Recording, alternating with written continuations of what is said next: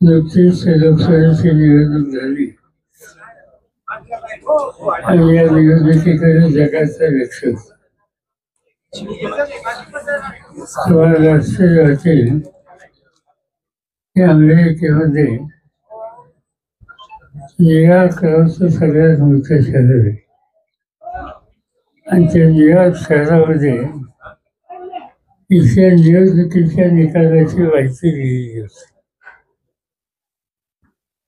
पण यावेळी निवडणूक ही अमेरिका शिरूर बारामती या गावांच्या पुरती नव्हती. निवडणुकीकडे जगाचे लक्ष होतं आणि ही निवडणूक काही कमी जिंकणार अशी एक भावना लोकांच्या मध्ये देशाचा प्रधानमंत्र्यांनी मांडली होती. त्यांनी अनेक भाषणं केली आणि त्या भाषणामधून त्यांनी लोकांना गॅरंटी दिली. तुम्हाला आठवत असेल की सांगायची की माझी गॅरंटी, मोदीची गॅरंटी.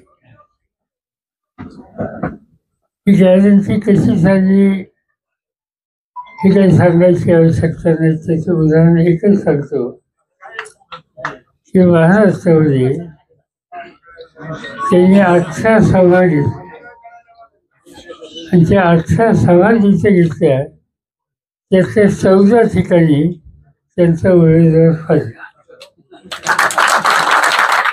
याचा अर्थ देशाच्या प्रधानमंत्र्यांच्या गॅरंटीची किंमत या देशातल्या लोकांनी केली नाही आणि त्याचं मुख्य कारण हातात असलेली सत्ता ही ठराविक लोकांच्यासाठी वापरायचं काम त्यांनी केलं आणि या देशामध्ये काळ्या ऐशी इवाज राखणारा शेतकरी आहे त्याच्या खर्चाकडे त्यांनी पूर्ण दुर्लक्ष केलं. सत्ता वापरली की लोकांना त्रास द्यायला. एकच उदाहरण सांगतो. नाशिक हा तुमच्यासारखा कांदा फेकवणारा भाग आहे. प्रधानमंत्र्यांची सभा होती नाशिकला आणि त्या सभेत ते काय काय सांगत होते गॅरंटी. एक मुलगा उठला त्याने माझ्या कांद्याची गॅरंटी सांगा, मला बाकी कसली गॅरंटी नको. ताबडतोब पोलिसने त्याला पकडलं, तुरुंगात टाकलं, मारझोड केली.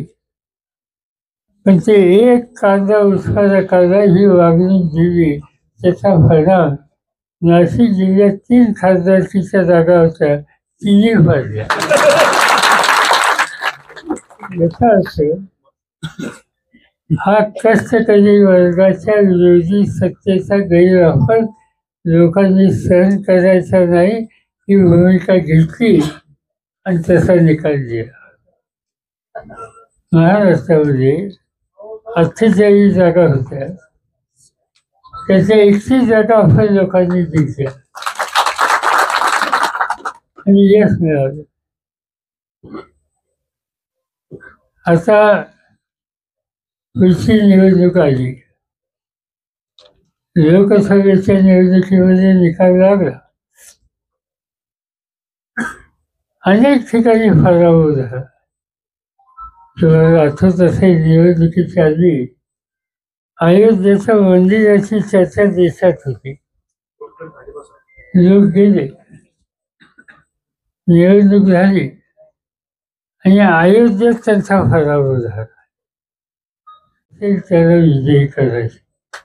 ही निवडणूक काँग्रेस पक्ष, आपला राष्ट्रवादी काँग्रेस पक्ष आणि उद्धव ठाकरेंच्या नेतृत्वाखालचा शिवसेना आपण तिघे एकत्र करून ही निवडणूक लढणार आणि काही करून कष्ट करून पण राज्य हातात घ्यायचं आणि महाराष्ट्र योग्य रस्त्यात जाईल तिथे याची काळजी असलेली.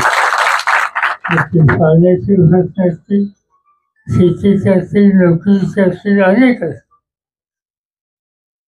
या ठिकाणी तुम्हाला अधिक काळजी घ्यावी लागेल. आणि त्याचं कारण काही लोकांना आपणच सत्ता दिली. आता ती सत्ता तुमच्या भल्यासाठी वापरली ही माझ्या सत्तेची कल्पना होती. पण तिथं वेगळं दिसतंय. कारखान्याचा वापर, कारखान्यात काम करणाऱ्या लोकांचा वापर, या सरकारी संस्थांत तिथे काम करणाऱ्या लोकांचा गैरवापर, हा सगळा तुम्हा लोकांच्या विरुद्ध काम करणं इथे चालू केलेलं आहे. आणि हे होत असेल तर आपल्याला अत्यंत जागरूक राहावं लागेल. घरोघर जाऊन एक एक मतदाराशी संपर्क ठेवून जशी विधानसभा लोकसभा लढलो तशी विधानसभा लढायची आहे आणि राज्य हातावर घ्यायचं. माझी खात्री आहे तुम्ही लोकांनी प्रयत्न केले. डॉक्टर कोल्हे आणि सगळ्यांची साथ तुम्हाला आहे ती भक्कम राहिली नंतर तुम्ही नक्की यशस्वी आहात. आणि हा सगळं भाग आहे. मग जुन्नर असेल, आंबेगाव असेल, खेड असेल, शिरूर असेल आणि बाकीचे तालुके असतील, त्या प्रत्येक ठिकाणची जागा आपल्याला जिंकायची, राज्य हातात घ्यायचे आणि महाराष्ट्र पुन्हा एकदा देशाचं एक नंबरचं राज्य कसं होईल याची काळजी घ्यायची. त्याला तुमच्याकडून खबरदारी घेतली जाईल याची खात्री माझ्या ठिकाणी बाळगतो आणि पुढच्या कामाला जायला परवानगी घेतो.